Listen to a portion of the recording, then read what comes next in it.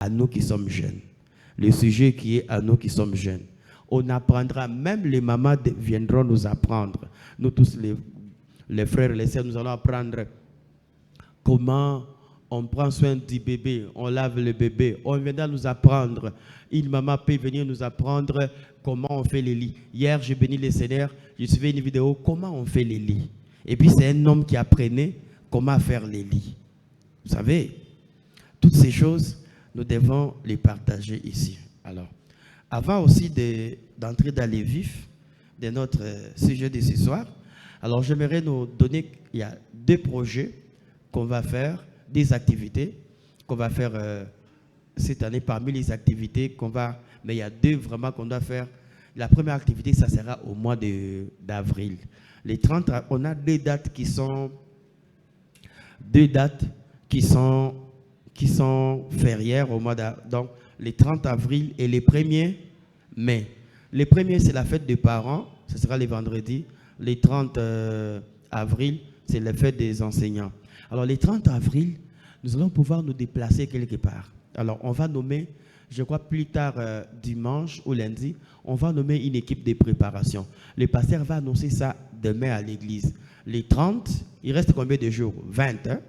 Les 30, nous allons pouvoir nous déplacer. On va étudier entre Lukelenge. Si à Lukelenge, il y a un espace, il y a un cadre, on va quitter un peu la cité, la ville. On va se déplacer soit à Lukelenge.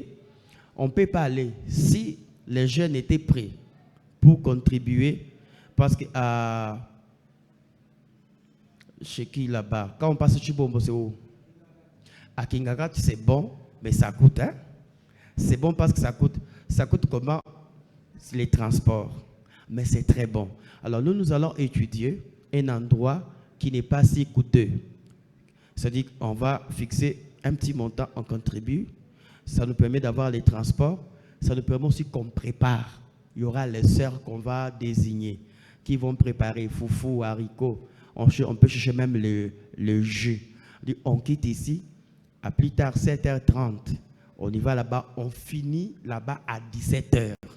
À 17h, on rentre. Et on va prévoir les activités. Ça sera comme une soirée de détente. Une soirée, on finit les premiers trimestres, une soirée de détente. On joue les jeux, bililé, béa. On joue tous les jeux. Aussi, on a un moment d'entretien. On va nous communiquer ça demain. On va nommer aussi une équipe qui va préparer, qui nous dira combien on pourra contribuer pour manger, pour nous déplacer. Et puis ça. Si on dit même que du côté la voie, s'il y a un endroit, si on dit du côté, on va choisir, les gens vont nous proposer un endroit qui est aussi beau, qu'on va se déplacer, on passe toutes nos journées. Maintenant, au mois de juillet, on aura une retraite. On ne fera pas toute une semaine. Comme c'est la première expérience, on va faire même 3 jours. On entre, si c'est mercredi, pour sortir le dimanche. Et là, c'est que quand on entre, on va louer une maison. On va étudier une maison qui a beaucoup de pièces, qui n'est pas loin de l'église. On va pouvoir étudier. Même le pasteur va aussi entrer dans cette retraite. Le pasteur va aussi entrer.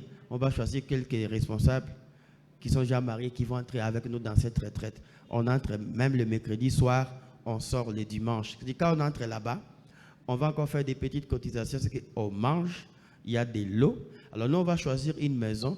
Je vois à côté ici, il y a une école. Vous voyez, quand vous dépassez, on va étudier, soit à côté de Elcha, il y a une école. C'est comme si dans la clôture, oui. Oui, on va causer soit avec l'école. On va chercher un endroit où on peut avoir les courants. Soit on cause avec celui de Elcha. S'il n'a pas fait des grandes épées, on peut louer même sa maison. Tu vois, sa parcelle. Il y a les courants, il y a des lots, il y a beaucoup de pièces. Les sœurs peuvent être de leur côté, les frères de l'autre côté. On prie. Il y a des fois, on vient prier ici la journée, on part, on dort là-bas. Ça va renforcer la communion fraternelle. On va communiquer cela demain. On va nommer des équipes. Une équipe qui prépare pour les 30 et une équipe qui va préparer la grande retraite. Pourquoi notre jeunesse doit beaucoup tenir? Alléluia. Est-ce qu'on peut acclamer le Seigneur? Aujourd'hui, avant de voir Aujourd'hui, on a dit on va parler sur quoi? On va parler sur les jeunes face aux défis identitaires, aux défis de l'identité. Mais avant de commencer, est-ce qu'il y a une question par rapport aux échanges de la semaine du dimanche passé? Est-ce qu'il y a une question? Il y a quelqu'un qui a une question par rapport aux échanges de la semaine passée? Voilà, il n'y a pas de question. Parce qu'aujourd'hui, nous partageons sur le jeune face aux défis identitaires. Donc, dans défis identitaires, on voit les jeunes face aux défis liés à l'identité. J'aimerais que 4 personnes, nous sommes à combien? 4 personnes puissent nous lire. La première personne va lire Genèse le chapitre 4, le verset 1 au verset 4. La deuxième personne nous prépare Genèse toujours le chapitre 4, mais du 14e verset au 17e verset. La troisième personne nous prépare Luc le chapitre 15, le verset 11 au verset 24. Et la dernière personne nous prépare 1 Timothée le chapitre 4, le verset 12. Genèse le chapitre 34, le verset 1 au verset 4. Genèse le chapitre 34, le verset 14 au verset 17. Luc 15, 11 à 24. Et 1 Timothée le chapitre 4, le verset 12. On peut donner les micros à quelqu'un? On peut donner les micros à quelqu'un. Alors ce soir, c'est un échange, c'est un partage au cours de ces thèmes, le jeune face aux défis identitaires. La première personne, Genèse le chapitre 34, les versets 1 au verset 4. Qui a vu? Genèse chapitre 34, les versets 1er jusqu'à 4. Son micro n'est pas ouvert. D'accord. Un jour, Dina, la fille de Jacob et de Léa, alla rendre visite à des femmes du pays. Sichem, fils de Hamor,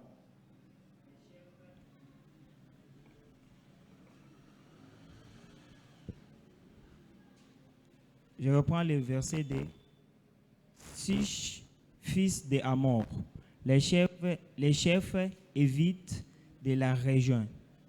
La Persie,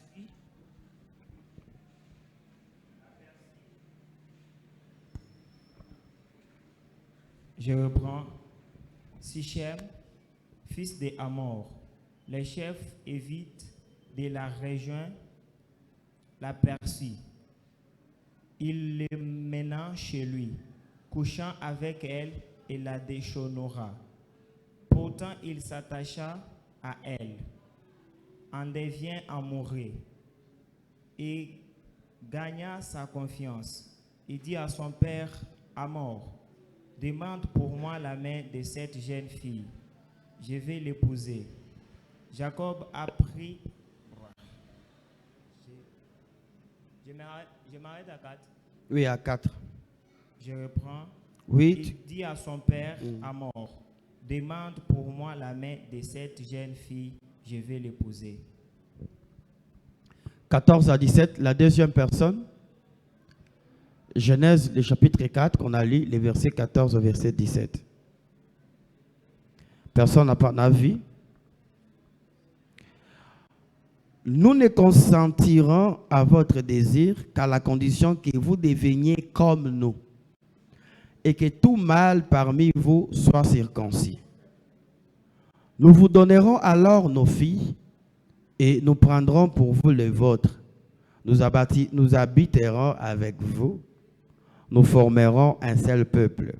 Mais si vous ne voulez pas nous écouter et faire circoncire,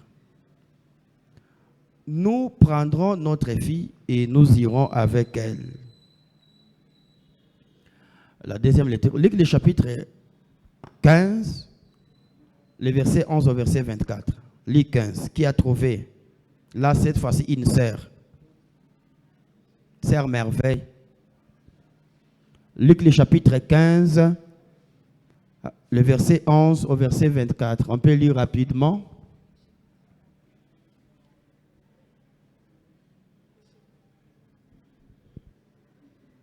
Luc, le chapitre 11, le chapitre 15, à partir du verset 11.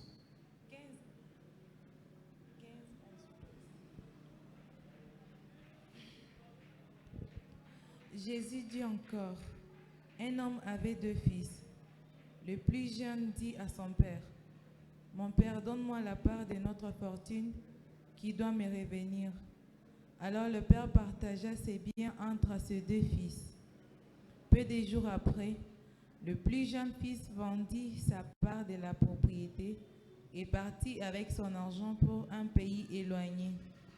Là, il vécut dans le désordre et dissipa ainsi tout ce qu'il possédait.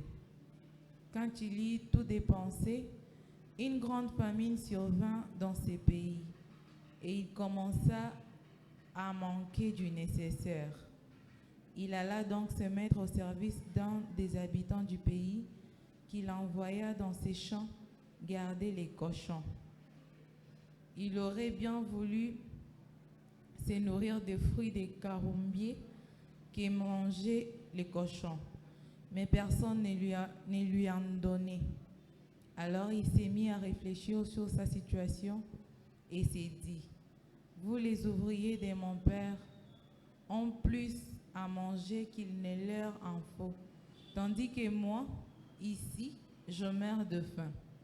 Je vais repartir chez mon père et je lui dirai, « Mon père, j'ai péché contre Dieu et contre toi.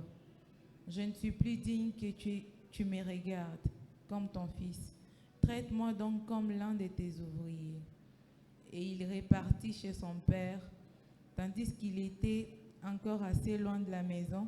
Son père le vit et en eut profondément pitié. Il courut à sa rencontre, le serra contre lui et l'embrassa. Le fils lui dit alors, « Mon père, j'ai péché contre Dieu et contre toi.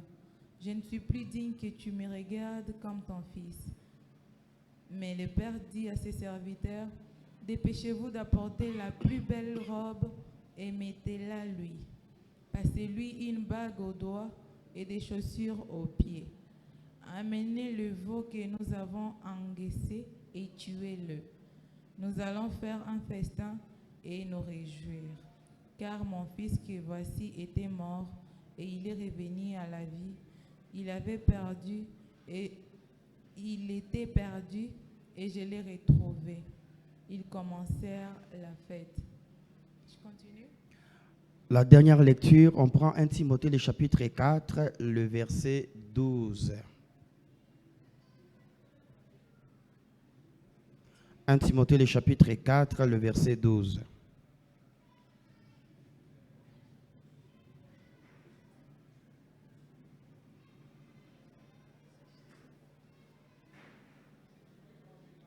1 Timothée, le chapitre 4, le verset 12. » On peut donner à une autre sœur, la sœur Christine. Que personne ne te méprise parce que tu es jeune, mais sois un modèle pour les croyants dans tes paroles, ta conduite, ton amour, ta foi et ta pureté. Voilà. J'aime ta version. C'est français courant? Oui, non. C'est mère? Voilà. Tu as envie de dire que personne ne fasse quoi? Ne te méprise parce que tu es jeune. Que personne ne te méprise parce que tu es jeune. Voilà. Notre échange de ce soir qui porte sur jeune face aux défis identitaires porte sur ces 3 lectures que nous venons de lire.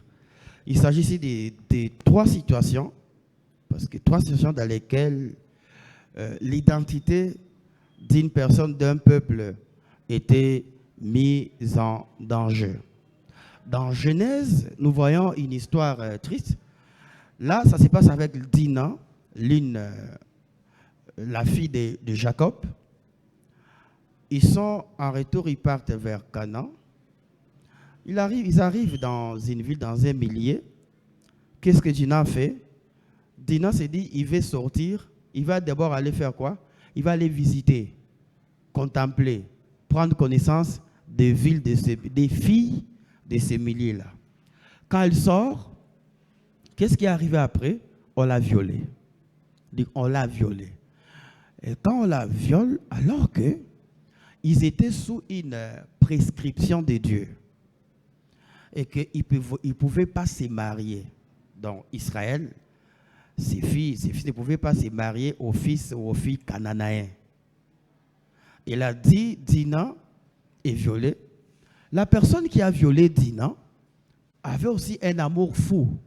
Donc lui voulait à tout prix faire quoi? Prendre Dinah comme il a violé, prendre Dinah en mariage.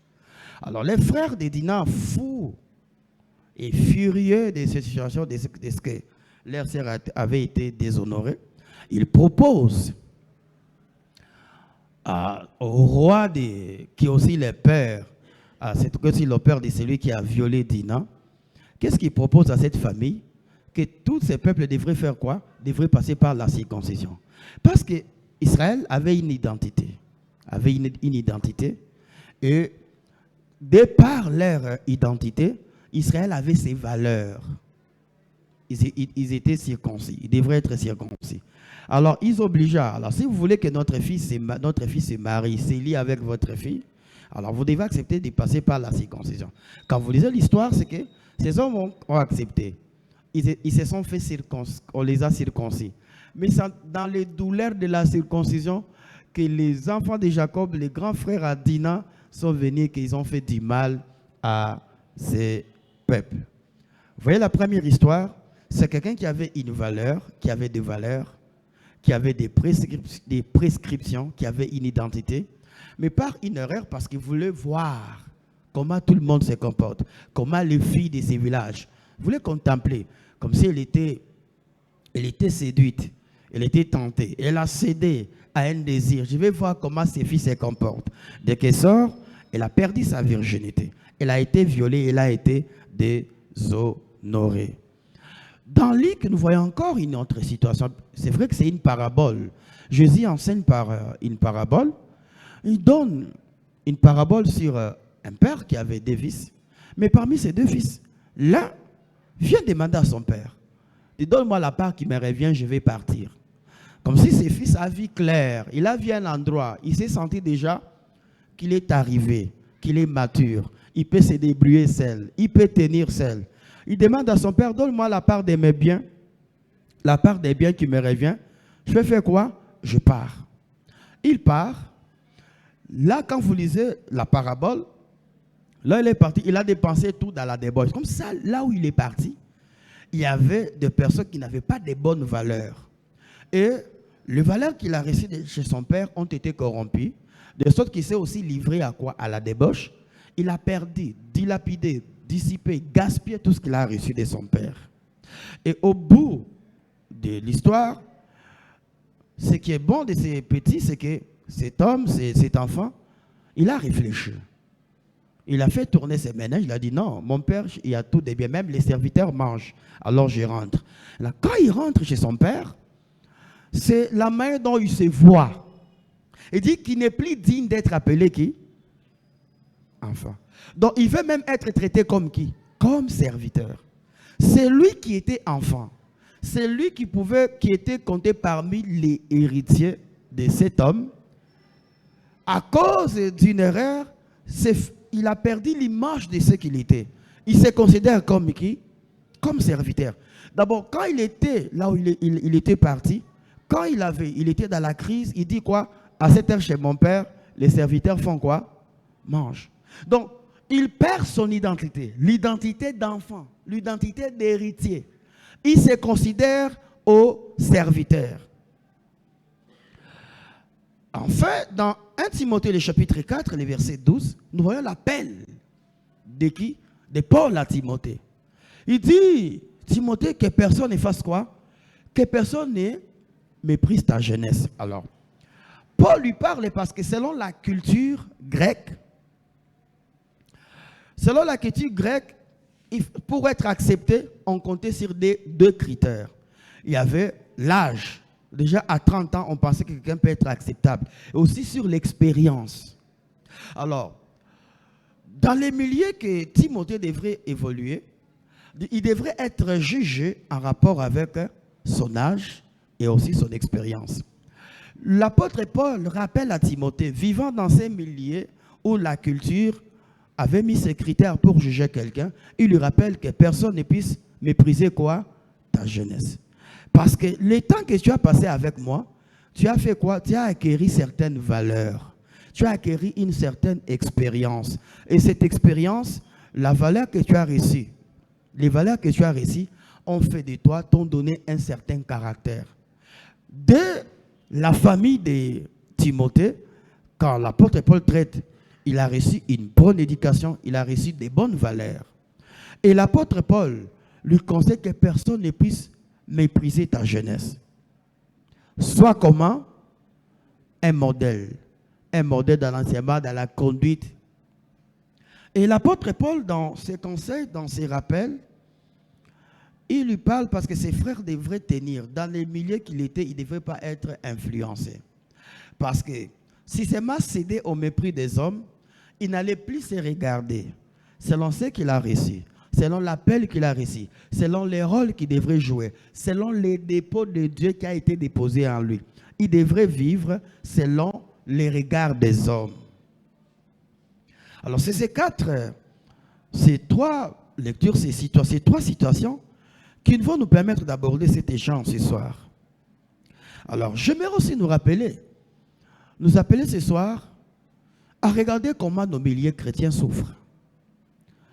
Nos milieux chrétiens souffrent aujourd'hui, même nos familles souffrent. Elles font face à une jeunesse qui est en train de perdre chaque jour son identité. Une jeunesse chaque jour qui perd son identité parce que cette jeunesse est confortée à certaines contraintes, à certaines réalités qui lui amènent à se remettre en question, à remettre le valeur chrétienne, son identité chrétienne, le valeur qu'il a reçu dans la famille, à remettre ses valeurs en question. Quand vous regardez la jeunesse aujourd'hui, la jeunesse dans nos églises, la jeunesse dans nos familles, vous vous rendez compte que la jeunesse vit contrairement aux vraies valeurs. Quand vous prenez tous les domaines de la vie, la jeunesse veut vivre le contraire des vraies valeurs. Nous allons les voir. Mais pour nous qui croyons que ce soir abordé courageusement ce thème et qu'il est très capital, nous croyons que ce thème va nous permettre de prendre conscience, il va permettre chacun de nous à prendre conscience des défis auxquels nous faisons face. Je suis jeune comme vous. Je suis dans la trentaine d'années. Peut-être dans 3, 4 ans, je ne suis pas entré dans 40 ans. Je suis encore dans la trentaine d'années. Mais nous faisons face à plusieurs défis, dont les défis sont des défis liés à l'identité. Certains d'entre nous, nous grandissons. Il y a ceux qui étudient. Il y a ceux qui ont déjà fini les études, qui doivent travailler. Il y a ceux qui doivent entrer dans les mariages. Alors, nous grandissons, nous sommes dans un mouvement, nous évoluons. Cela nous place face à certaines réalités, face à certains environnements, face à certaines compagnies. Si nous ne faisons pas attention, nous allons abandonner, renier, laisser tomber toutes ces valeurs que nous avons reçues, d'abord de Dieu, et toutes ces valeurs que nous avons reçues dans nos familles. Si nous ne prenons pas conscience des défis auxquels nous faisons face, nous allons décevoir nos églises, nos pasteurs et nos parents. Regardez, quand un jeune quitte la famille, il entre à l'université, vous observez qu'il y a un changement qui s'opère. Il donne l'impression qu'il vient de découvrir les choses dont on lui a privé certaines vérités, qu'on lui a privé certaines informations qu'on lui a privées par les parents. Regardez nos jeunes sœurs, dès qu'elles entrent à l'université, curieusement, elle est transformée. Elles oublient même toutes les valeurs. Et même quand elle n'a pas cours, elle peut quitter à la maison de 8h et rentre à 18h. Vous vous rendez compte que quand une jeune fille commence à étudier à l'université, elle ne peut plus travailler à la maison, les travaux ménagers, elle ne peut plus travailler à la maison. Regardez les frères, les jeunes frères. Dès qu'ils commencent les études universitaires, c'est comme s'il est devenu plus que ses parents. C'est comme si il connaît déjà toute la vie plus que ses parents. Alors nous devons vraiment faire attention si nous ne prenons pas conscience de quoi, des défis auxquels nous faisons face. Et aussi, nous croyons que partageant sur ce thème, que cela va nous permettre d'appréhender, de saisir ces choses qui peuvent nous amener à renier notre identité. Il y a plusieurs choses qui peuvent amener un jeune à oublier même qui il est, à oublier son identité. Plusieurs choses, plusieurs dangers. Mais ce soir, que le Seigneur nous permette de saisir ces choses-là. C'est vrai qu'on ne va pas les énumérer toutes, mais de saisir ces choses qui peuvent nous amener à faire quoi? À abandonner notre identité. Beaucoup de jeunes ne sont plus ce qu'ils étaient. Beaucoup de jeunes ne sont plus ce qu'ils étaient. Donc, de par l'éducation qu'ils ont reçue de leurs parents. Beaucoup de jeunes sont maintenant éduqués par la rue, éduqués par les réseaux sociaux, éduqués par ceux qui vivent à l'université, éduqués par leurs amis. Voyez-vous? Et enfin, nous pensons aussi que ceci va nous permettre de lutter pour conserver notre identité chrétienne, pour garder, conserver les valeurs que nous recevons. La période de la jeunesse jusqu'à l'âge adulte, vraiment les vrais adultes, c'est aussi une période de lutte. Une période durant laquelle nous ne devons pas perdre nos valeurs. Regardez la fille regardez Dina, la fille de Jacob. Elle a perdu l'une de sa valeur, elle a perdu sa virginité.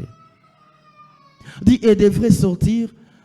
Non, je vais aller faire quoi? Je vais aller contempler les filles de ces milliers. M'acquérir, voir comment les filles. C'est comme si, en voyant les filles là, elle devrait se mesurer. C'est comme si c'était un miroir. Elle voulait se découvrir. Frère, on peut chasser les enfants qui font les bruits dans la véranda ici. Voyez-vous, mes frères et sœurs?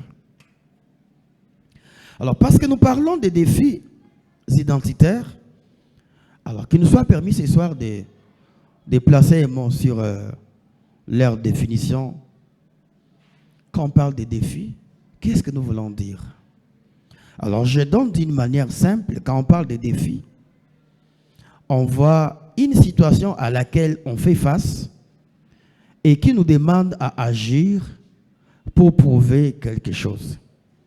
Une situation, une réalité à laquelle nous faisons face. Un défi, c'est une réalité, une situation à laquelle nous faisons face. Mais cette situation-là nous demande, nous impose quoi? Nous demande à agir pour prouver quelque chose. On peut dire que c'est une réalité que les jeunes feront face, mais cette réalité va appeler ces jeunes à agir pour prouver réellement ce qu'ils sont. Nous ferons face à plusieurs réalités dans la vie, dans notre parcours, avant de devenir papa, maman, cadre d'une entreprise. Nous ferons face à plusieurs réalités. Mais non seulement nous ferons face à plusieurs réalités, mais nous serons appelés à agir d'une manière adéquate, à agir adéquatement pour pouvoir prouver, sauvegarder notre identité. Mais l'identité, c'est quoi alors quand nous parlons de l'identité ce soir? Quand nous parlons de l'identité, nous voyons les traits du caractère d'une personne. Ce qui vous caractérise, les traits du caractère d'un jeune. Nous voyons d'abord les traits du caractère d'un jeune. D'abord, la première identité à laquelle nous faisons face, c'est l'identité chrétienne. Nous sommes chrétiens. Vous êtes là, vous êtes chrétiens. Quand nous parlons de l'identité, on voit d'abord l'identité chrétienne, les traits chrétiens qui vous caractérisent. Nous voyons aussi les valeurs de vos familles. Mais les valeurs de vos familles qui vous caractérisent sont à rapport, s'alignent aux valeurs chrétiennes. Quand on te regarde, on doit voir de quelle famille es-tu sorti. Déjà, déjà ces premiers sens, je pleure. Parce qu'il y a des jeunes, tu regardes ses parents, tu regardes sa famille, tu regardes son pasteur, tu regardes son église, mais tu vois ce qu'il est. Tu pleures, c'est les jours et la nuit. Voilà, quand nous parlons ce soir, que chacun de nous s'évalue et se dit, est-ce qu'on peut voir mes parents en regardant comment je vis, comment je parle, comment je m'habille? Est-ce qu'on peut voir mon église? Est-ce qu'on peut voir mon pasteur? Est-ce qu'on peut voir Jésus? Quels sont les traits qui vous caractérisent? Donc l'ensemble des traits caractéristiques de votre personnalité, de tout ce que vous êtes, fait aussi allusion à votre identité. Votre identité, c'est aussi le caractère unique. C'est aussi le caractère unique d'une personne, d'une famille, encore d'une société. Le caractère unique, c'est ce que vous êtes qui vous différencie des autres. Votre caractère unique. Malheureusement, aujourd'hui, nous voulons vivre comme tout le monde. Alléluia. Même si vous êtes des vrais jumeaux, il y a aussi des choses qui vont vous caractériser seuls. Votre caractère unique. Le troisième sens en rapport avec l'identité, je parlerai de ce qui différencie une personne à une autre. Qu'est-ce qui vous différencie d'une personne à une autre? Quand je vois les frères Émile, quand je vois son identité, qu'est-ce qui différencie les frères Émile à une autre? Qu'est-ce qui les différencie à un jeune musulman?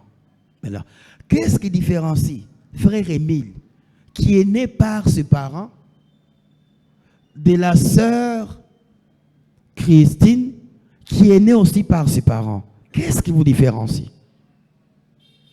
Vous verrez que la sœur Christine a la manière de parler comme ses parents parlent. Vous verrez que le frère Émile, dès que vous l'entendez parler, vous dites non, ce papa, il parle comme son père. Des choses qui vous caractérisent, qui vous différencient aussi des autres. Dès par les définitions, nous saisissons déjà que notre manière de vivre, notre manière d'agir ne doit pas être de même que les autres. De par chrétien, on doit distinguer notre manière d'agir. De par nos familles, la manière de manger. Vous verrez, il y a des familles et prennent beaucoup céleri. Ils ne prennent pas les foufous. Ils ne sont pas fanatiques. Vous verrez aussi une famille et c'est les foufous. Il n'y a même pas besoin d'été. Vous avez compris, mes frères et sœurs. Alors, nous allons aborder cet échange, ces partages en 3 points. Nous allons voir les différents types de défis auxquels nous jeunes nous faisons face.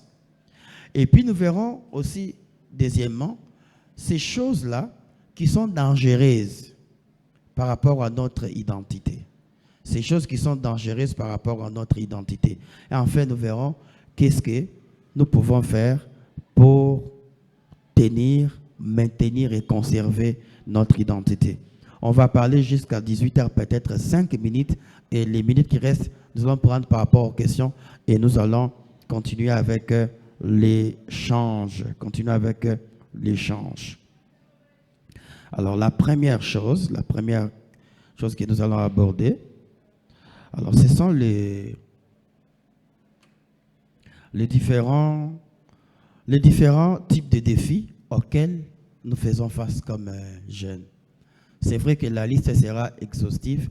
Nous ne saurons pas donner tous les défis. Mais nous allons essayer d'adapter ce soir. Alors, les premiers types de défis auxquels nous nous faisons face liés à notre identité, à ce qui nous caractérise, d'abord, c'est la prise de conscience de notre identité. La prise de conscience de notre identité. Beaucoup de jeunes sont inconscients en rapport avec ce qu'ils sont. Quand vous tenez seulement dans la rue, vous tenez seulement sur une avenue, dans une avenue, assis devant votre parcelle, et vous observez les jeunes qui passent, comment ils vivent, vous vous rendez compte qu'ils sont inconscients de ce qu'ils font. Quand vous entrez dans les réseaux sociaux, TikTok, WhatsApp, TikTok, Facebook, Instagram. Vous vous rendez compte que les jeunes, la jeunesse est inconsciente de ce qu'elle est. Quand vous regardez comment les choses que les gens font, vous vous rendez compte que notre jeunesse aujourd'hui est inconsciente des valeurs chrétiennes, inconsciente de leur identité. Alors, l'inconscience, d'abord, l'inconscience par rapport à son identité chrétienne. Alléluia. Chers jeunes, même si nous sommes à l'époque de l'évolution technologique, à l'époque où la technologie évolue, n'oublions pas que nous sommes chrétiens. La première chose à laquelle nous sommes, la première chose à laquelle nous devons prendre notre conscience, c'est par rapport à notre identité chrétienne. Beaucoup de jeunes, je vais parler même de 14 jusqu'à 20 quelques années. Dès que quelqu'un, un frère, une sœur atteint 14, 15, 16 ans, c'est vrai quand il atteint 14, 15, 16, 17, 18 ans, par rapport à son organisme, soit il est à l'étape de puberté ou d'adolescence, vous voyez comme si, il vit comme s'il n'est pas encore chrétien. Comme s'il n'est pas encore chrétien. Il ne sait pas maîtriser toutes ces pulsions liées à la transformation de quoi? À la transformation physiologique de son corps. Vous voyez les frères, dès que la barbe sort, qu'est-ce que les frères veulent? Ils veulent laisser tout son menton là, barbi.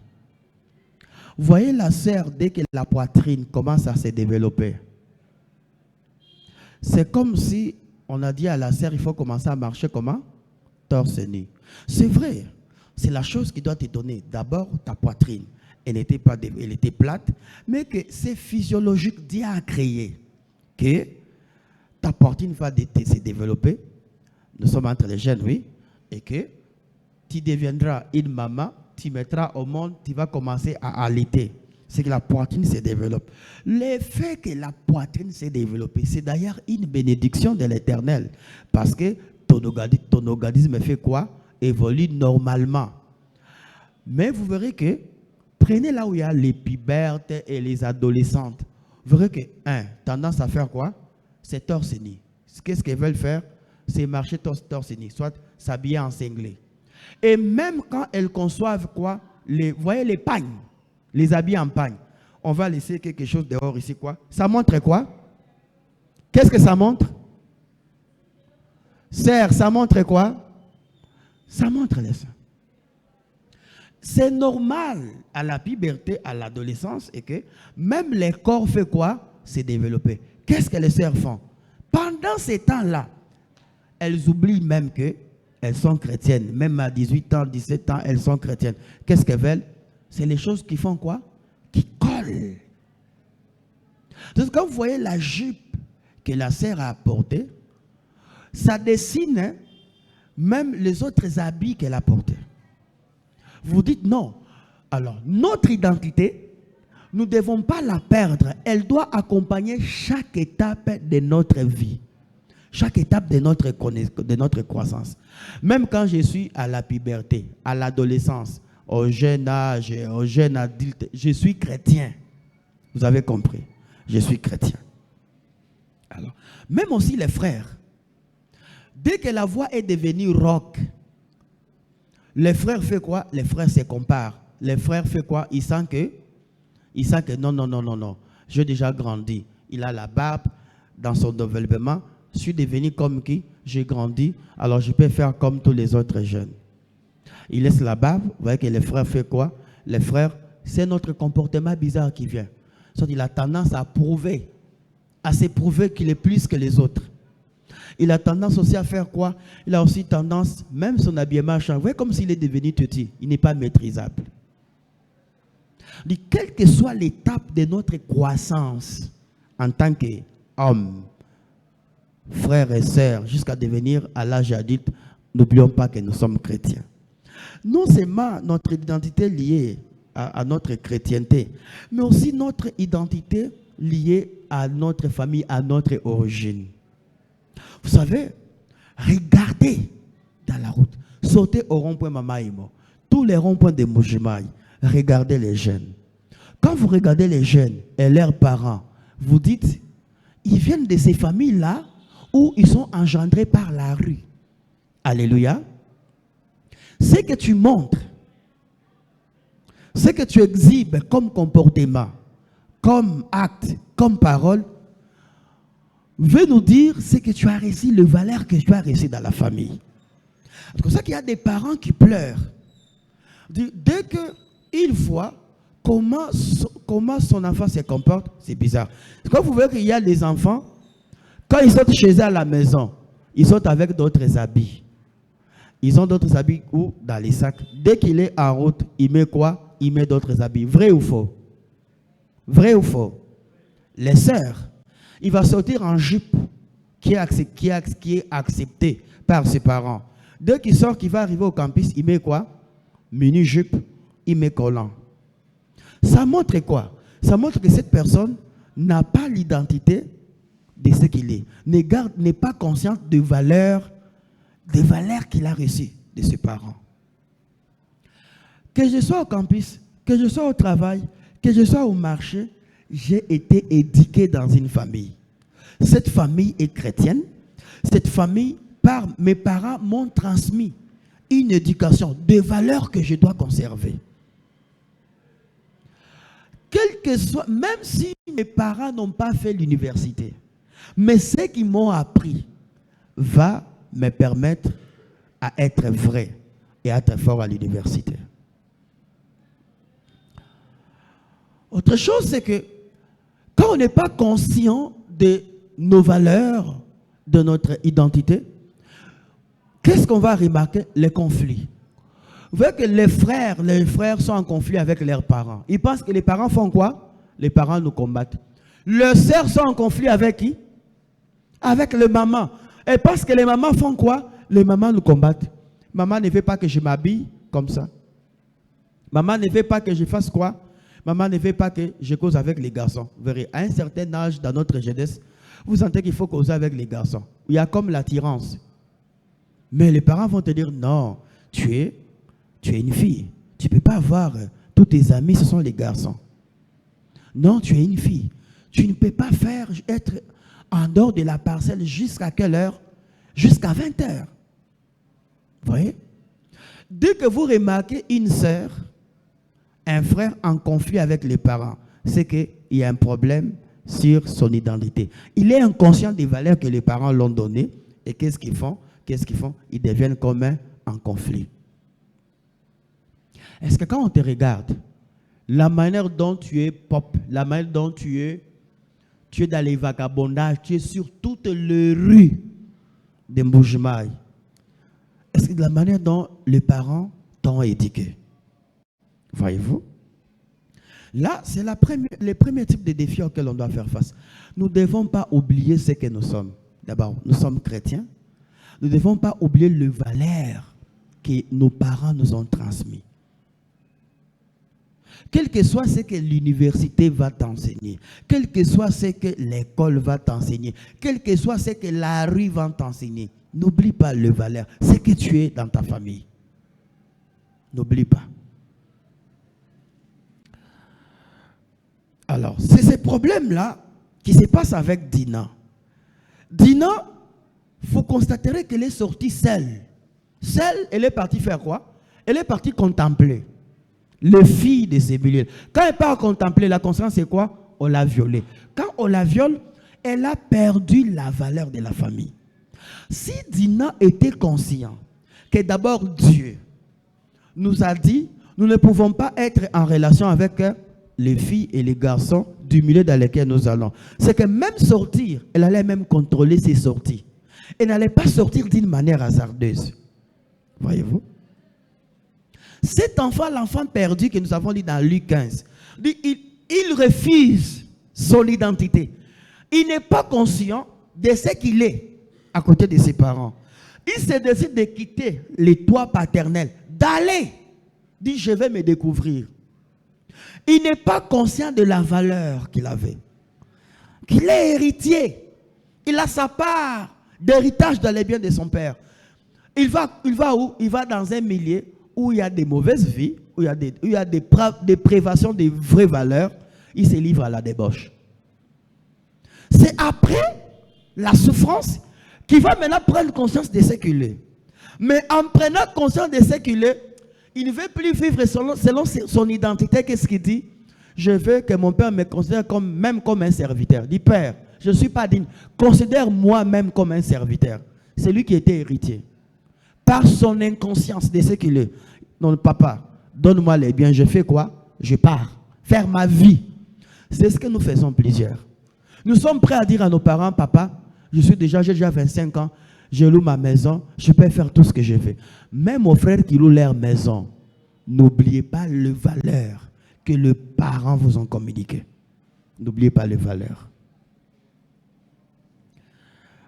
Le deuxième type de défi, le deuxième type de défi lié à notre identité, c'est la découverte de ce que le Seigneur attend de nos jeunes. Quand nous sommes jeunes, qu'est-ce que le Seigneur attend de nous? Est-ce qu'on peut nous relire 1 Timothée, le chapitre 4, le verset 12? On peut nous relire cela?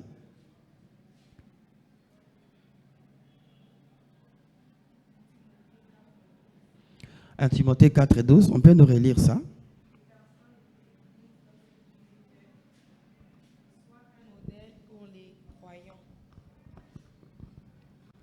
Que personne ne te méprise parce que tu es jeune, mais sois un modèle pour les croyants dans tes paroles, ta conduite, ton amour, ta foi et ta pureté. » Paul, d'une manière implicite, en parlant à Timothée, il lui révèle quoi? Son identité. Mais en lui rappelant de son identité, il lui rappelle de ce qu'il doit être. Il doit être qui? Qu'est-ce que Timothée devrait être? Timothée devrait être un modèle. Quand on est conscient d'abord de notre identité chrétienne, de toutes les valeurs que nos parents, au niveau familial, on nous a communiquées, nous devons découvrir ce que Dieu attend de nous, que devons être des modèles. Nous devons être des jeunes modèles. Modèles en quoi? En parole. Est-ce que quand nous parlons, ça reflète l'identité à laquelle nous appartenons? Quand dans tes activités, sur le plan professionnel, est-ce que cela révèle que tu es modèle? Quand quelqu'un t'entend parler, est-ce qu'il peut changer? Est-ce que quelqu'un peut dire, je vais vivre ma jeunesse comme frère Esaïe? Je vais parler comme frère Esaïe. Je vais agir comme frère Esaïe. Si tu es fiancé ici, est-ce que quelqu'un peut dire, je vais vivre mes fiançailles comme la sœur Christine? Quand on t'observe vivre tes fiançailles, est-ce que quelqu'un peut envier? Dis non. Moi, j'aurais des fiançailles comme celles de qui? De frère Patrick. Les fiançailles comme celles de qui? De frère Cléo. Quand on voit la manière dont tu vis dans les quartiers, est-ce que tu peux être un vrai modèle? Dans nos défis liés à notre identité, il y a aussi une problématique du modèle. Parce que nous devons aussi communiquer, nous devons aussi communiquer le modèle chrétien. Alors, que ce soit dans la famille, que ce soit dans l'église, que ce soit dans la société, nous sommes des personnes qui nous devons transmettre le vrai modèle, l'identité aux générations qui vont venir. Je prends dans la famille, peut-être certains s'y sont aînés. Vous êtes aînés. À un moment donné, les parents seront trop occupés et puis les parents seront fatigués. Parce que vous qui êtes ici, aînés, qui avez des petits frères, parce que les autres vont voir les conseils, les valeurs, l'identité de votre famille en vous.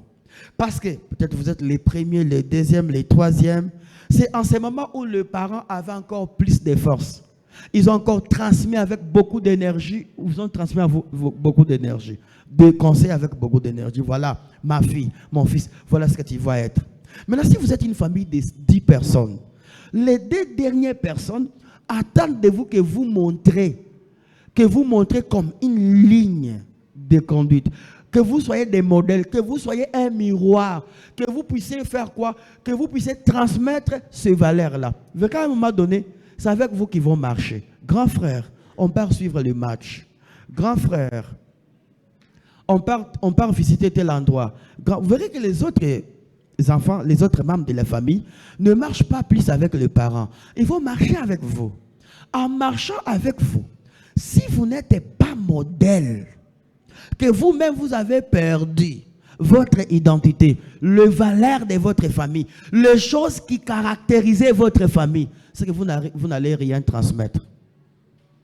Si les petits frères, quand ils vous accompagnent, ils voient que vous êtes derrière la cigarette, les drogues, les liqueurs, vous êtes derrière le petit fille, je pleure. Que des fois tu vois une fille qui cause avec son garçon, qui touche ses épaules, avec une petite sœur là-bas. Regardez, cette petite sœur-là, de 8 ans, qui voit sa grande sœur de 20 ans, les garçons en train de jouer avec ses joues, ses épaules, ses cheveux. Qu'est-ce qu'elle retient? Elle retient que dès qu'elle aura aussi 18 ans, dès que sa poitrine va se développer, c'est que les garçons doivent faire quoi? Doivent aussi jouer avec sa poitrine. Voyez-vous? Dieu attend de nous que nous soyons modèles. Nous devons transmettre le flambeau des bonnes valeurs que nos parents nous ont transmis. À un moment donné, les parents travaillent, ils peuvent arriver à la maison jusqu'à 20 h. Si j'habite encore dans les toits paternels, je dois prendre les relais. Peut-être qu'ils viennent à 20 h, papa est fatigué, c'était dire au travail. Moi, à la maison, qu'est-ce que je parle?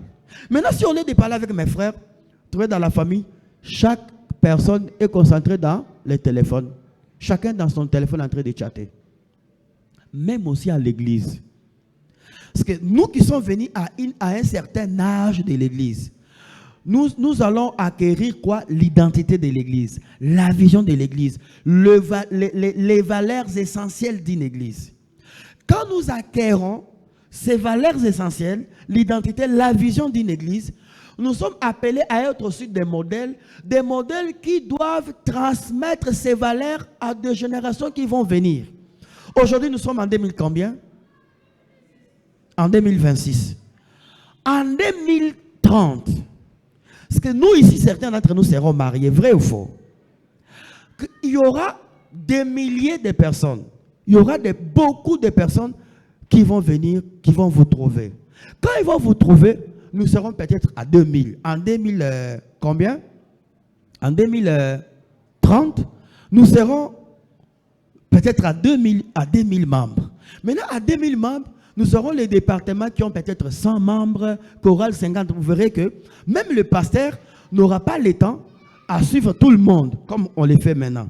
Nous qui sommes ici, nous qui avons prié dans cette église il y a 4 ans, 5 ans, en 2026, que nous serons obligés de transmettre les valeurs, nos valeurs, notre vision. Maintenant, si nous ne découvrons pas ce que Dieu attend de nous pour notre environnement, ce que Dieu attend de nous par rapport à notre identité, à nos valeurs, c'est que l'église sera perdue. Et des fois, vous regardez les familles, papa avait beaucoup d'argent. Il meurt, la famille reste dans la pauvreté. Pourquoi?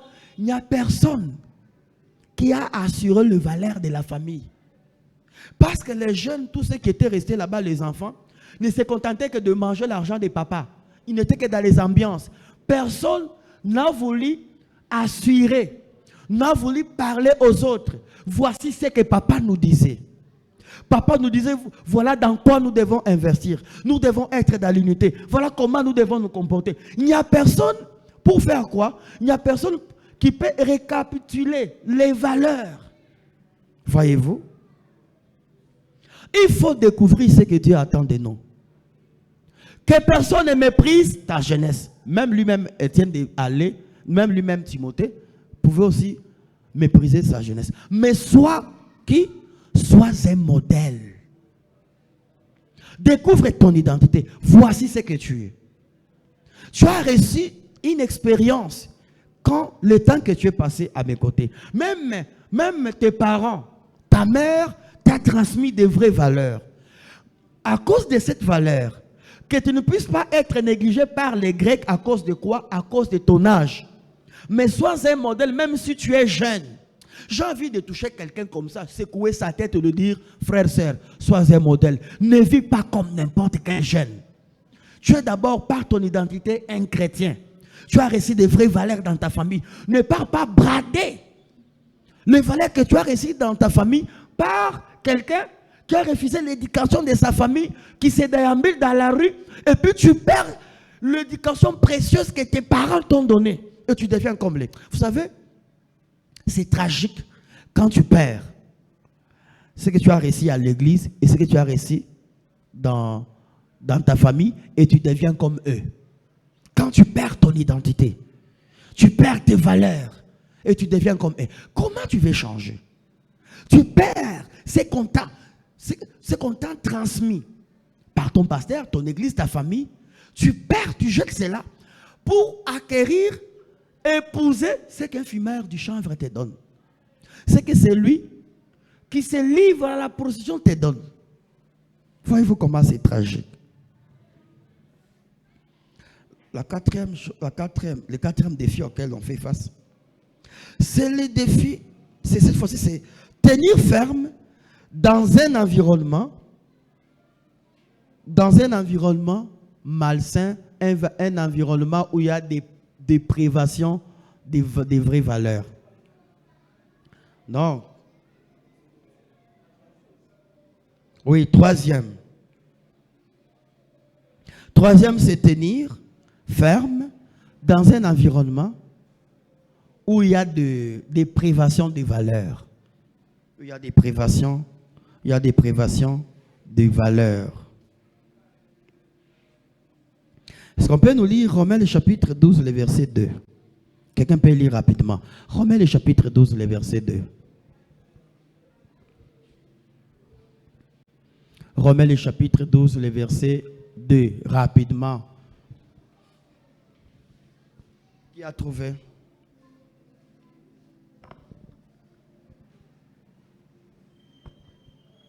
Romains le chapitre 12, le verset 1er.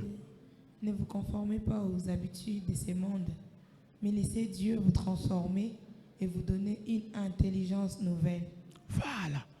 Paul parle aux Romains, il leur dit, ne vous laissez pas quoi? J'aime cette version. Aux habitudes de ce monde. Ne vous laissez pas conformer aux habitudes de ce monde. Ne vous laissez pas conformer aux habitudes de ce monde, aux habitudes de cet environnement. Mais laissez quoi? Mais laissez-vous transformer et vous donner une intelligence nouvelle. Laissez Dieu vous transformer, vous donner une intelligence nouvelle. Psaume le chapitre 1, le verset 1. Psaume le chapitre 1, le verset 1.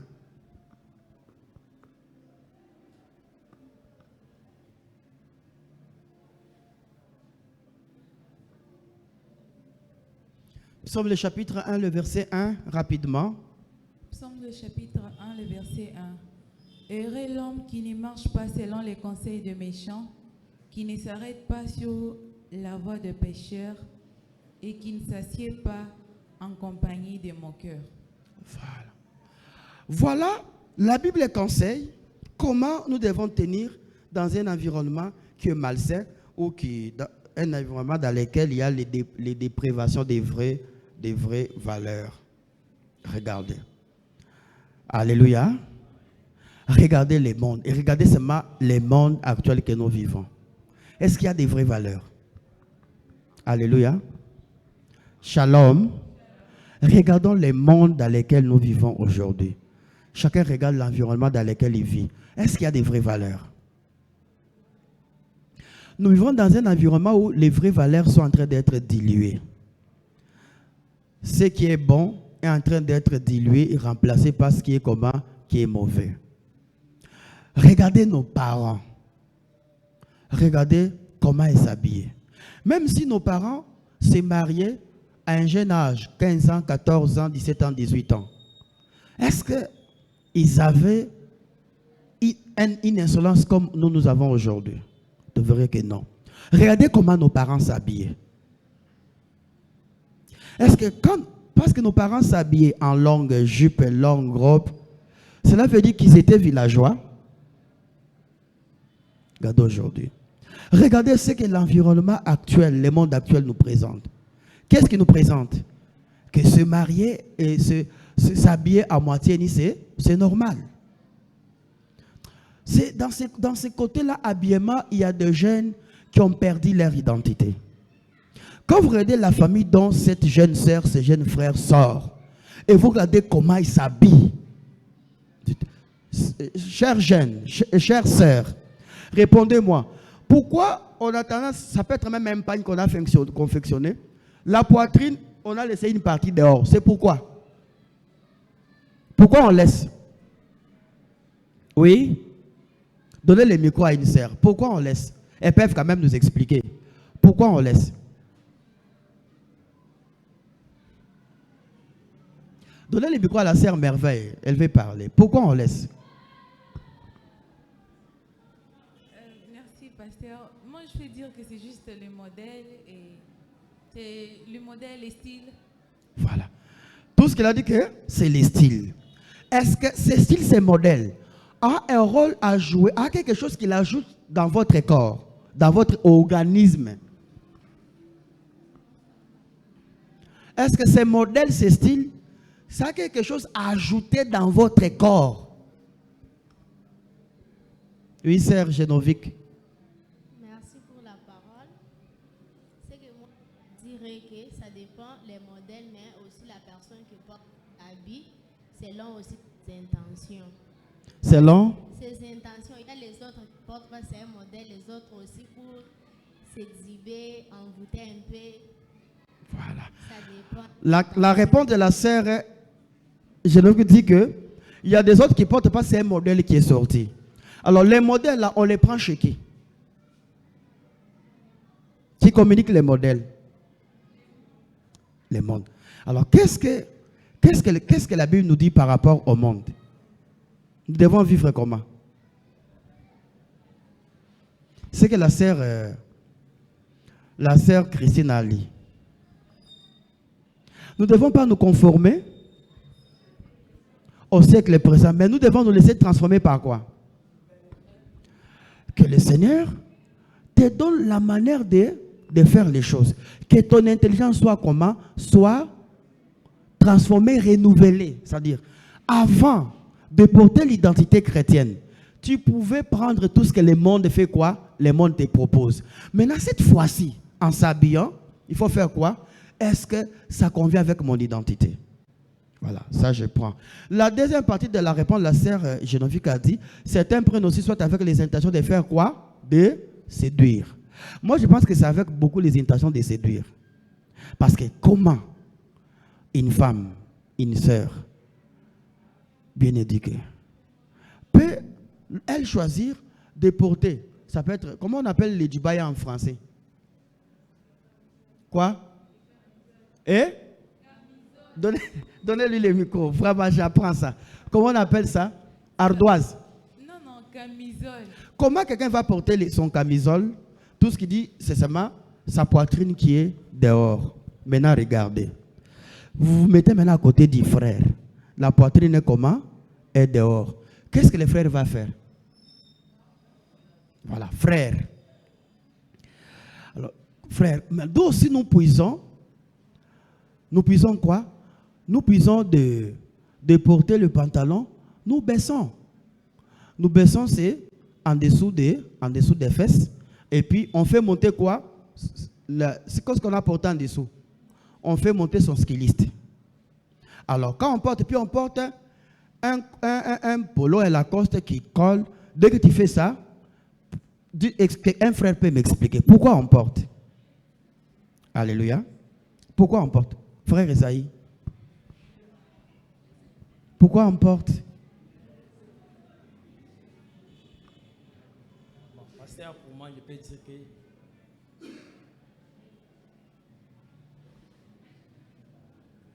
est-ce que c'est propre à une identité chrétienne? Est-ce que c'est propre à une identité chrétienne? Est-ce que c'est propre aux valeurs que les parents nous ont transmises? Maintenant, d'où est-ce qu'on a tiré ça? La manière de s'habiller comme ça. D'où est-ce qu'on a tiré ça? Oui. À l'école. Voilà. Je voulais nous faire réfléchir que quand nous portons notre identité, nous vivons dans un environnement. L'environnement a aussi des choses, des intentions, des choses qui fait quoi? Des choses qu'il offre. Il y a des fois, l'environnement nous propose des choses qui sont contraires aux valeurs que nous avons reçues. C'est là qu'intervient notre identité chrétienne. Nos valeurs, les valeurs chrétiennes, les valeurs que nous avons reçues, nous pouvons nous dire, de par ma chrétienté, de par ce que mes parents m'ont dit, je ne peux pas faire ça. Je ne peux pas faire ça. Maintenant, malheureusement, nous nous gobons tout. Alors, un jeune qui sait tenir ferme dans un environnement malsain, c'est choisir. Je ferai ça, je ne ferai pas ça. Je porterai ça, je ne porterai pas ça. Un jour, il fallait qu'on me paye.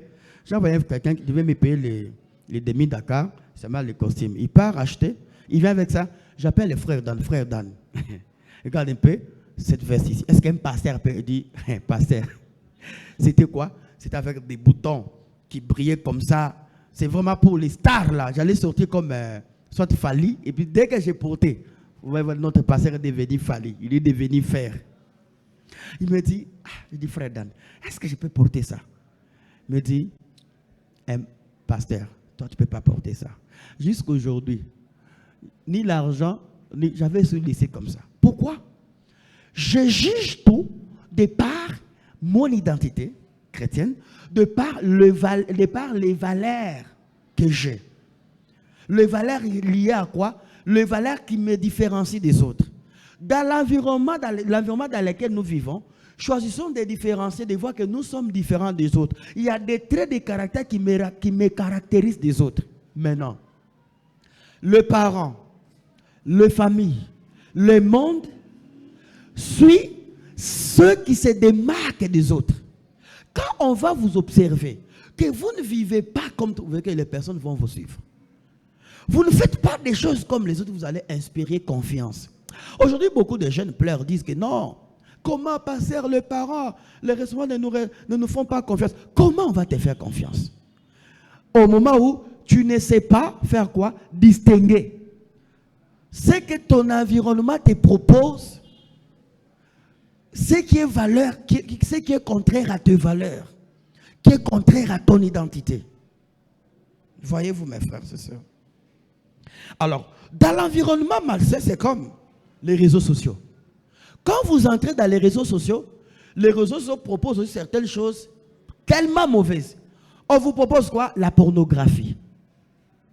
Si vous ne savez pas distinguer ce qui est bon, ce qui est en rapport avec vos valeurs, quand je suis dans les réseaux sociaux, je juge qu'est-ce qui concorde avec mes valeurs. Vous allez tomber dans la pornographie. Je connais, j'ai échangé avec beaucoup, même dans notre église, même aussi avec des frères, qui sont devenus esclaves de la pornographie. Pourquoi? Parce qu'ils sont entrés là-bas, ils ne savent pas choisir les contenus qu'on leur propose par les réseaux sociaux en tenant compte de quoi? En tenant compte de leur identité, des valeurs qu'ils portent. Quand je connais mon identité, quand je connais mes valeurs, je ne vais pas suivre n'importe quoi sur les réseaux sociaux. Même si tu te dis, bon, je vais seulement voir ça pour voir ce qu'on a dit. Dès que tu suis, ça va créer à toi quoi? Un besoin, un désir. Je vous dis, il y a un environnement sur lequel les diables agissent maintenant, c'est les réseaux sociaux. Parce qu'avec ton téléphone, tu es loin des parents. Même si vous êtes sur un même lit, les autres dorment, toi tu es avec ton téléphone. Dès que tu suis, même si tu ouvres la page de lecture, tu vas voir, il y a une publicité qui tombe. Quoi? C'est une vidéo où l'homme et la femme sont nus. Dès que tu oses, tu es parti là-bas puis tu es perdu. Personne ne va pas voir, mais ta conscience est comment? Est chargée. Beaucoup de personnes qui sont maintenant tombées dans la masturbation, dans la prostitution, c'est quoi? C'est qu'ils ne savent pas choisir les contenus des réseaux sur les réseaux sociaux en tenant compte avec ses valeurs. Ils tombent. Frère, même quand on dit les sexe étapes, il y a tel quelqu'un. Moi, c'est curieux de voir les gens sur les réseaux. Quand on dit, il y a tel, on a fait un sexe étape. L'autre dit, papa, envoie-moi aussi ces vidéos-là. Si je suis un chrétien, non. Je ne vais pas demander les vidéos de la pornographie. En quoi ça va t'aider? Alléluia. Qui peut me répondre ce que les vidéos pornographiques peuvent faire dans la vie de quelqu'un? Qui peut me répondre? Quel est un seul besoin positif que la pornographie réponde à la vie d'un homme? Est-ce qu'il y en a même? Il n'y en a même pas. Mais ça va te laisser dans l'esclavage. Ça va te laisser dans un besoin de faire quoi? De te prostituer. Et toi, tu vas dire, non, on va me voir avec la fille, comme on va me voir avec la fille, soit un garçon, je vais faire quoi? Je vais commencer à me satisfaire qui? Celle. Vous verrez que soit c'est une sœur qui commence à faire quoi? À se masturber. C'est qu'un homme devrait lui procurer comme plaisir et commence à se procurer celle. Ça, beaucoup de sœurs sont dans ça. Pensez qu'elle part se laver, elle est en train de se satisfaire celle. Pourquoi? C'est parce qu'elle n'a pas su comment tenir ferme sur les réseaux sociaux. Moi, dès que je vois quelqu'un, même si on a piraté son compte, il met même une image d'une femme nue, je les bloque, je les retire de la liste de mes amis. Je ne blague pas. Parce que tu vas m'essuyer. Au campus universitaire, il y a des frères et sœurs, il y a des jeunes qui perdent leur identité dès qu'il est à l'université. Dès qu'il est à l'université, il devient menteur. Quand il était chez ses parents, il demandait les frais scolaires comme on a demandé à l'école. Dès qu'il entre à l'université, il devient menteur. Dès qu'il entre à l'université, il ne reste plus à la maison, vrai ou faux? Chaque jour, 8-18. Vous trouvez les sœurs, même quand il n'y a pas cours, elles sont exposées sur les campus. Là, les dieux sont seulement sur les... Bonjour, avec les Français. Bonjour. Je peux avoir un peu les shawarma. Quelque chose, je peux prendre le jus. Et c'est là que les frères finissent leurs frais académiques. Quand ils voient une sœur, dès que le cours a fini, elle est restée sur les campus de 12h jusqu'à 18h, elle a déjà perdu son identité. Elle a déjà perdu son identité. Alors, il y a des jeunes, comme si l'université a transformé leurs valeurs de base. Écoutez, à l'université, on ajoute une connaissance par rapport à la profession, des choses que je ferai dans la vie. Mais il y a les bien-être là, il y a les valeurs que j'ai reçues d'abord chez moi à la maison. Mais il y a des jeunes, quand il entre à l'université, où totalement il a changé. Il n'est plus comme la personne qu'on avait connue. Vous avez l'impression que le frère, la sœur a découvert ce que vous n'avez pas découvert, ce que vous n'en avez pas. Ils deviennent aussi insolents, ils deviennent impolis. Ils aiment maintenant trop l'argent. Regardez les étudiantes, comment ils aiment trop l'argent. Est-ce qu'il y a une étudiante qui peut nous dire qu'est-ce qu'ils font avec tout l'argent là qu'ils aiment? Quelqu'un peut avoir le courage. Ils n'auront pas le courage. Ils vont dire, les pasteurs nous ont calculé. L'université, sur les campus, c'est comme un village, c'est comme un carrefour où il y a plusieurs cultures. Et quand nous venons là-bas, il y a ceux qui ont déjà perdu leurs identités. Je vous dis, chers frères qui sont à l'université, ne perdez pas vos valeurs. Il y a ceux qui ont déjà perdu leurs valeurs. Il y a ceux qui ne sont plus chrétiens, qui ont déjà presque vendu leur âme. Il y a ceux qui sont déjà dans l'occultisme. Il y a ceux qui sont déjà dans la magie, dans des mauvaises pratiques. Et c'est dans un milieu où tu peux faire tomber tes valeurs. Alors, il faut que tu saches que dans un milieu pareil, il faut vivre à quoi? Un renouvellement de l'intelligence. Soit la même personne qu'on connaissait, soit les mêmes frères Cléo qu'on connaissait, soit la même sœur Christine qu'on connaissait, soit les mêmes frères Esaïe qu'on connaissait, soit les mêmes frères Esaïe que les parents connaissaient. Vous savez que j'ai croisé une famille qui ne voulait pas envoyer leur fille à l'université. Dit, on a envoyé ta grande sœur, mais on l'a perdue à l'université. Ils ont vu que leur fille est partie à l'université, elle a totalement changé. Toutes les bonnes manières de vivre que la famille lui a montrées, c'est tombé. Maintenant, la famille a peur d'envoyer une autre fille à l'université. On a peur. Qui sont à l'université? Vous voyez d'abord comment les filles, les étudiantes se comportent. Partez au deuil d'un étudiant. Vous vous rendez compte que ces étudiants-là n'ont reçu aucune éducation chez eux. J'ai été étudiant. J'ai fait, au lieu de faire 8 ans en médecine, j'ai fait 9 ans. Parce que j'avais échoué une année. Mais je pleurais. Je peux vous donner un exemple. Une fois, en deuxième doctorat, on étudie. Nous, on n'a pas connu les beaux bâtiments à l'UM. Comme il y a une salle qu'on appelait Kisangani. J'avais un ami, maintenant il a le Lubumbashi. Tout le monde se moquait de moi, disait que je suis impuissant, je suis comme une fille. Pendant qu'on lit, il voit une fille. Elle était aussi étudiante. Elle était, je crois, en D3. Mais elle n'avait pas, bon, elle connaissait qu'elle n'a pas de fiancé. Elle est partie, elle a déjà causé même avec celle-là. Et puis il va rigoler, il dit, docteur, bon, ça ne dit rien. Toi, tu ne vas rien dire. Moi, j'ai déjà tout dit. Je lui ai dit, je ne suis pas venu ici brader mes valeurs à des plaisirs de quelques minutes. Je sais ce que je suis chrétien. Je ne savais pas. Ils ont commencé à enquêter sur moi. Je ne suis pas comment? Je suis impuissant. Et puis, est-ce qu'il ne se masturbe pas? C'est inconcevable de voir quelqu'un jusqu'en deuxième doctorat, sans fiancé, sans quelqu'un. Après, quelqu'un vient me dire, de tout, là maintenant c'est comme notre club, de tout notre club, nous acceptons que tu es chrétien. Donc on t'a étudié. Même là où tu habites, on venait voir, est-ce que tu te masturbes au moins? Parce que comment tu tiens? Ce n'est pas parce que je suis à l'université que je dois me prostituer, que je dois abandonner mes valeurs. Alors je leur disais quoi? Je vais m'engager quand je vais finir mes études. Parce que pour le moment, si je vais me fiancer, je ne suis pas prêt pour me marier. À quoi la fiancée va me servir? À quoi elle va me servir? Je vais faire combien d'années? Il va faire, si c'est 3 ans, 4 ans. Elle va commencer à venir me voir à la maison. Qu'est-ce que je vais faire avec elle? Voyez-vous? C'est ça que l'université aussi nous offre. Et nous offre. Dans les milieux du travail, pour ceux qui travaillent, tu es jeune, tu es dans l'enseignement, tu auras des collègues enseignants. J'ai aussi compris dans l'enseignement, certains enseignants dérangent les élèves. Vrai ou faux? Vrai ou faux? Maintenant, toi, tu es enseignante. Tu as d'abord tes collègues enseignants qui dérangent les élèves. Penses-tu qu'ils ne vont pas venir te proposer, toi, l'enseignant? Ils vont te proposer. Tu es élève à l'école. Accepte d'échouer, mais gardez tes valeurs, gardez ton identité. Au milieu du travail, au milieu professionnel, nous avons besoin de garder notre identité chrétienne. On va te proposer, on va dire non, pour qu'on puisse t'embaucher, il faut faire quoi? Viens coucher avec moi. J'accepte d'échouer.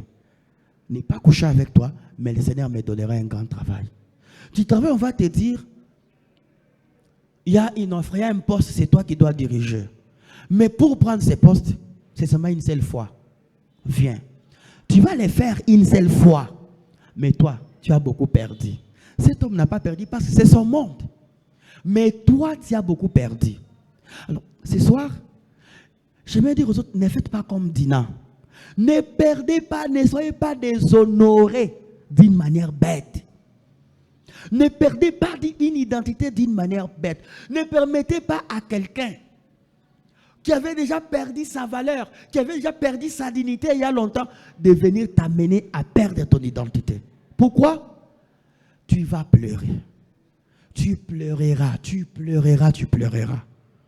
Au milieu du service, on va venir te proposer, fais de tels trucs pour que ton entreprise puisse évoluer. Tu vas les faire, mais tu vas pleurer. Alléluia. L'environnement malsain, c'est aussi quand on voyage.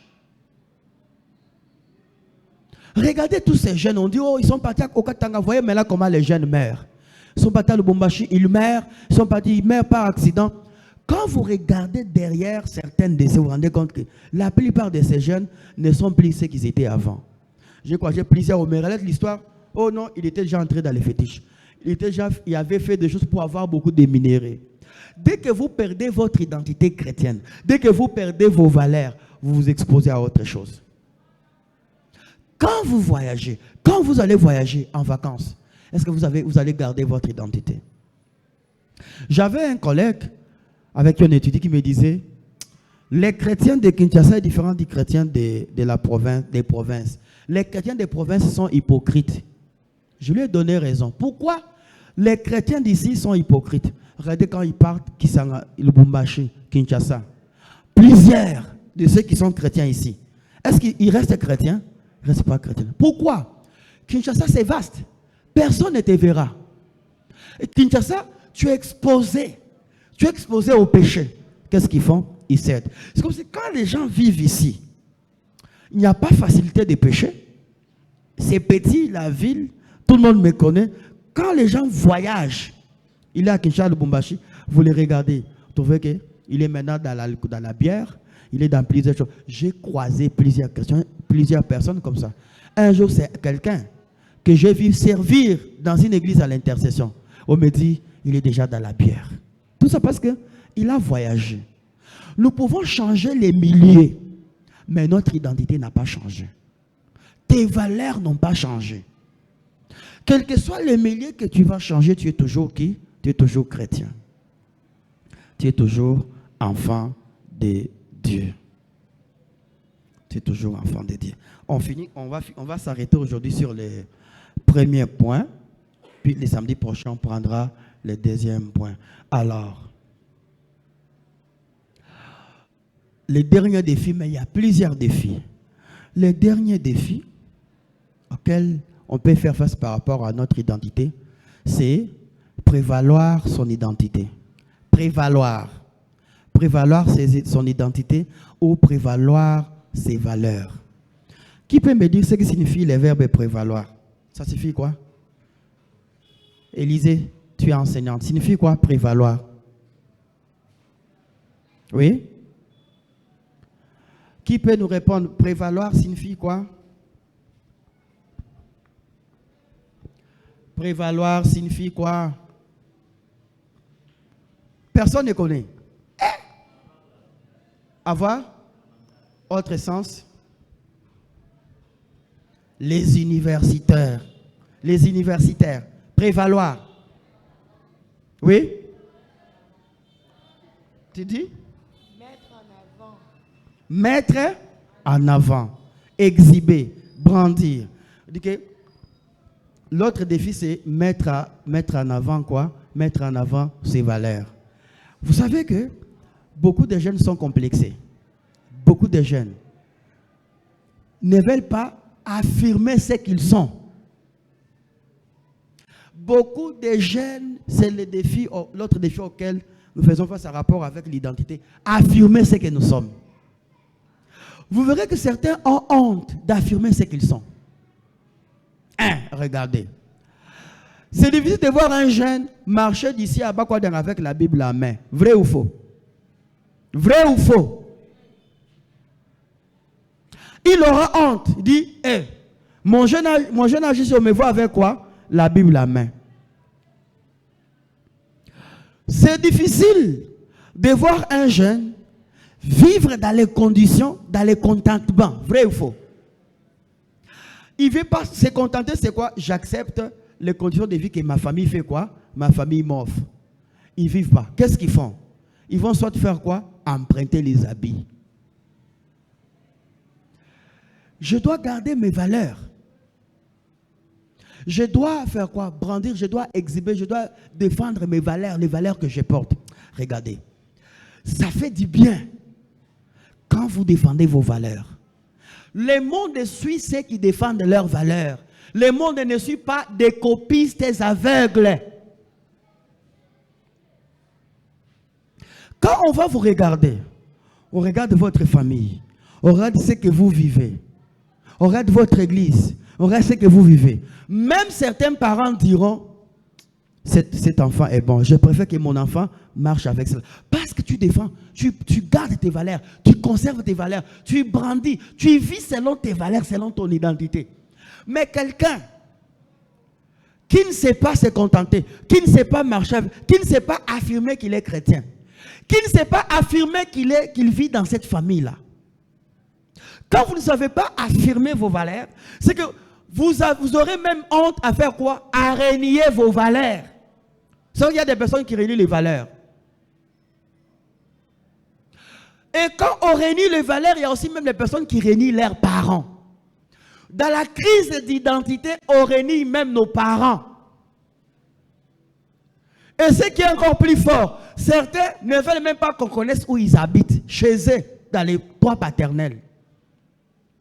Je voyageais avec le pasteur Emmanuel, la première fois qu'on l'a invité à Cabinda, il est parti. Je suis parti, il a vu chez nous. Il a vu mon père. Il a vu là où dormait mon père. Après, je lui ai dit, je suis fier que tu connaisses là où, qu'il voit là où vit mon père. Mais je connais quelqu'un qui a montré à ses amis, qui a montré à ses frères, il a remontré quelqu'un d'autre que sa mère. Il a montré sa tante maternelle, que c'était elle, sa mère. Parce que sa tante maternelle avait beaucoup de moyens. Sa tante maternelle faisait bien habiller ses enfants. Mais elle a caché sa mère. Et puis elle était même engagée, même à sa fiancée, elle a caché sa vraie mère. Mais le jour où on a découvert sa mère, on a découvert là où elle habite, c'était une désolation. Quand nous devons affirmer ce que nous sommes. Et quand nous affirmons ce que nous sommes, nous devons affirmer même les personnes qui nous ont communiqué les valeurs que nous portons. Même si nous tous chez nous, nous dormons dans une seule pièce, c'est chez nous, c'est là que je reçois mes valeurs. Dès que tu commences à cacher là où tu habites, déjà même les valeurs, tu vas les brandir. Vite, vite, tu vas aller choisir à dormir chez un ami où il y a une maison en étage. Vous savez, quand on regarde ces valeurs, il y a des choses qu'on refuse. Tu peux même me proposer les habits. Viens prendre les habits, je ne les prendrai pas. Pourquoi? Quand je vais porter les habits que je porte et la situation dans ma famille, est-ce que c'est la même chose? Regarde les téléphones que tu as. Et ta famille, est-ce que c'est la même chose? Alléluia. Vous verrez un jeune avec un iPhone. La dernière marque, c'est quoi? Combien? 17 Pro, c'est combien de dollars? Un jeune avec combien? 1500 $. Mais vous regardez chez eux, la main de les autres vivent. Pourquoi? C'est quelqu'un qui ne remet pas en question ses valeurs. Parce que chaque famille va vous communiquer les valeurs. Soit le contentement. Mes enfants, mangeons la bouillie. Mes enfants, mon fils, tu es à l'université. Aie même ton téléphone ici, des boutons, ton téléphone Itel. L'essentiel communique. Alors, quand tu ne sais pas affirmer ce que tu es, tu vas faire quoi? Tu vas brader. Tu vas mentir ces pauvres parents-là pour avoir un téléphone de combien? De 100 $. Le dernier défi, c'est le défi d'avoir des vrais modèles. L'autre défi identitaire, c'est le défi de choisir et de suivre les vrais modèles. Nous faisons face à ces défis-là. Vous savez, nous avons besoin de suivre. Il y a des modèles, il y a des personnes qui sont passées par les domaines des vies. Les frères techniciens où? Les ventilateurs, hein? Dans chaque domaine de notre vie, il y a des personnes qui sont passées par là, qui ont souffert, qui ont eu les épreuves, qui ont déjà reçu cela. Nous avons besoin des modèles.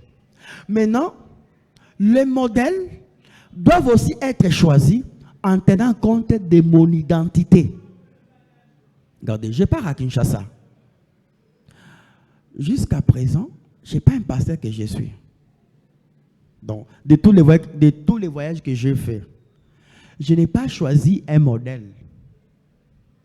Je me suis rendu compte que j'ai encore l'identité, les valeurs que mon père, que mon pasteur a fait quoi? M'a communiqué. Les modèles que je vais suivre, même quelqu'un qui a fait des exploits dans les ministères, je vais choisir quelqu'un qui correspond avec les valeurs que mon pasteur et mon père m'a transmises. Une fois, je peux être là, je vois quelqu'un qui a réussi dans les ministères, quelqu'un qui voit déjà, il a une église qui a déjà même 50 membres, 100 membres, mais il y a un véhicule. Je ne vais pas les prendre pour un modèle. Jusqu'à ce que je sois rassuré que nous partageons les mêmes valeurs, nous avons la même identité. Voyez-vous? Mais nous aussi, nous faisons face à ces défis-là, le défi de choisir les modèles. Sur quelle base, sur quels critères nous choisissons les modèles? Vous savez pourquoi certains tombent dans les fétiches, certains jeunes? C'est aussi à cause des modèles, des coachs que nous suivons. Quel est ton modèle? Sur quelle base tu as choisi les modèles? Tu vas choisir un modèle, mais lui va t'appeler à vivre comment? Dans l'extravagance. Tu vas choisir un modèle, lui, pour être ce qu'il est, il s'est rebellé contre ses parents. Il te dira quoi? Mon cher, si tu restes chez tes parents, tu vas échouer. Moi, c'est juste que j'ai eu des clashs. J'ai dit à mes parents face à face, non, l'âge que j'ai encore, je ne peux pas vivre chez vous. En tout cas, je pars. On s'est divisé avec mes parents dans des querelles. Ils m'ont parlé de paroles comme des malédictions. Voici ce que je suis maintenant. Je t'ai. Quelle est l'impression que tu auras? C'est que même si tu as fait du mal à tes parents, ça ne fera rien dans la vie. Tu feras quoi? Tu réussiras. Ce n'est pas un vrai modèle. Les modèles que tu vas suivre sur les réseaux sociaux, nos sœurs, tous les coachs qui sont sur Facebook, il va t'enseigner sur quoi? Sur le mariage. Mais lui n'a pas la stabilité dans son mariage. Regardez beaucoup de coachs sur les réseaux sociaux. Derrière ce qu'il dit sur les réseaux sociaux, posez la question, étudiez sur son mariage. Elle a des problèmes avec son mari. Mais quand toi, tu lui prends comme coach, qu'est-ce qu'il te dira? Non, sache que vous êtes au même pied de quoi? D'égalité. De la même manière que l'homme, ton mari va sortir travailler jusqu'à 20h, tu peux aussi aller travailler jusqu'à 20h. Mais quand vous lisez la Bible, selon ton identité chrétienne, Dieu ne vous a pas donné, Dieu vous a recommandé les choses différentes. L'homme est le chef de la famille. Toi, tu dois être soumise, l'homme doit t'aimer. Non, à cette période ici. Non. Quel fiancé? Non. La personne qui va t'épouser, moi, je ne peux pas accepter. Tu veux m'épouser? Mais je veux savoir si tu me prendras bien en charge. Yaya, ton fiancé doit te payer le téléphone, le cabello, prendre en charge ton maquillage, tes habits. Dès que toi, tu vas demander à ton fiancé. Dès que tu demandes à ton fiancé, lui aussi va te demander. Vrai ou faux? Il va te demander. Je vais aussi faire quoi? Je vais aussi goûter. Quels sont les coachs? Les coachs, c'est aussi un défi que nous avons à notre identité. Quelles sont les personnes dans les affaires? Je vais choisir quelqu'un dans les affaires avec qui nous partageons les mêmes valeurs. Toi, tu fais les affaires. Tu dis non, mon cher Wang. Malheur nous a dit ma waouh. Tu t'en as kumanato. On dit je tout passer là, tout dit mais chanan. C'est vrai. Mais toi, tu es chrétien. Il te dit ça, tu travailles, tu ne mets pas la dîme. Tu verras que ça sera bloqué. Il te dit mais lui, il n'est même pas chrétien, il n'est pas enfant de Dieu. Si ça bloque, il fait les matraques, il vole, il détourne, il escroque les gens, il ne voit rien. Mais toi, tu ne voles pas. Toi, tu sais que c'est une valeur. Parmi les valeurs que tu as dans les activités, c'est que tu dois mettre ta dîme. Tu ne mets pas aussi la dîme. Après, tu vas faire comment? Tu vas commencer à pleurer. Quels sont les modèles que nous choisissons? C'est pour cela, ne choisis pas quelqu'un comme modèle que tu ne connais pas son passé. Comment il a évolué. Comment nous choisissons? Nous choisissons en tenant compte du présent de quelqu'un. Dès que son apparence sonne bien, dès que son présent, c'est une meilleure personne, voici mon coach. Mais son passé. Aujourd'hui, il est bien, mais c'est quelqu'un qui a bâti ses parents, qui a frappé ses parents. Mais quelqu'un comme ça va commencer à te dire, mon cher, un giflé, papa, oui, bah, waouh. Voyez-vous? Tu vas au campus, tu choisis les coachs.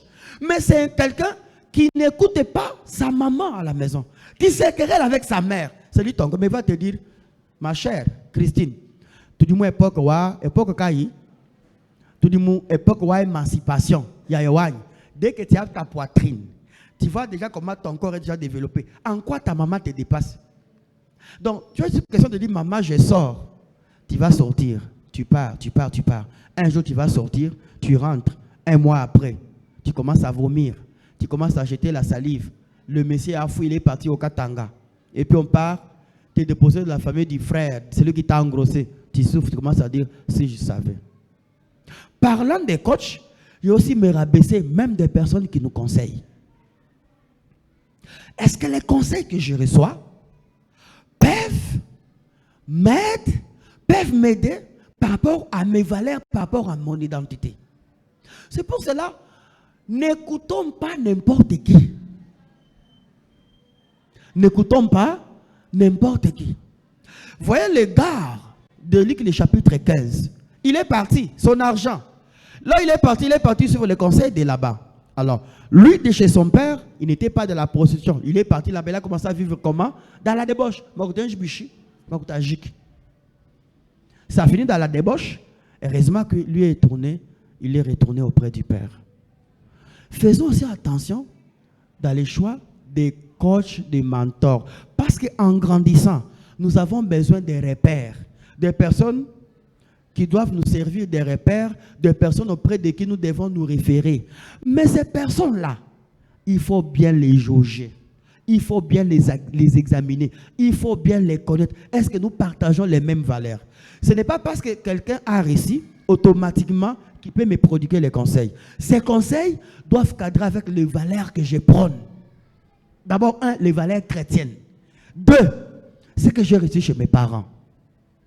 Un coach qui va te dire, on va commencer à sortir, Yaya, tu es déjà à l'âge, tu as déjà 23 ans, Yaya, tu ne vois pas, avec la beauté que tu as, mais on peut déjà commencer à prendre l'air, à partir, comme c'est les samedis comme ça, à 18h, 19h, tu sors un peu, on marche un peu on marche un peu à pied, tu vois, sur Tchalamoine, l'avenue Tchalamoine, hein, on prend un peu l'air, on peut un peu te voir. Qui t'a dit que pour qu'on te voie, il faut marcher? Et premier jour, tu marches, deuxième jour, mais toi, tu marches comme si tu étais une villageoise. Il faut un peu te ventiler. Te ventiler là, il va te dire, soit tu es en un cinglé, un petit cinglé, qui laisse toute la poitrine. Soit on t'a fait ton camisole là-bas, la poitrine est restée dehors. Tu mets une jupette. Sois un peu ventilé. Et c'est ton coach, c'est ton mentor. Et petit à petit, les personnes qui te voient, ils vont commencer à regretter. Ce n'est pas la Élysée qu'on a connue. Ce n'est pas Sephora qu'on a connu. Ce n'est pas Jonathan qu'on a connu. Alors toi, tu vas marcher avec les conseils de ton coach qui trahit tes valeurs, mais le monde va regretter. Qui a fait ça à cette fille? Qui a fait à cette fille? Qui a fait ça à cette fille? Parce que l'un des grands défis de notre jeunesse d'aujourd'hui, c'est avec les coachs. Même dans les ministères, beaucoup de jeunes sont ensorcelés par certains ministres qui ne sont pas ministres de Dieu, mais qui ont déjà touché au fétiche. Il ne connaît pas ce qu'il est. Dès qu'il a vu sur les réseaux sociaux, son église est pleine. Il fait tomber les gens comme un catcheur, comme un djingwe. Qu'est-ce qu'il fait? Voici mon mentor. Est-ce que tu as vu d'aller plus près? Ton mentor là. Est-ce que vous partagez les mêmes valeurs chrétiennes? Est-ce que vous partagez les mêmes valeurs? Vous avez compris. Alors ce soir, on prend des questions pendant 20 minutes, puis on se sépare. Ce soir, on s'arrête là. Est-ce qu'il y a des questions? Alors, les samedis prochains, on va voir la deuxième chose sur ces choses qui sont dangereuses pour notre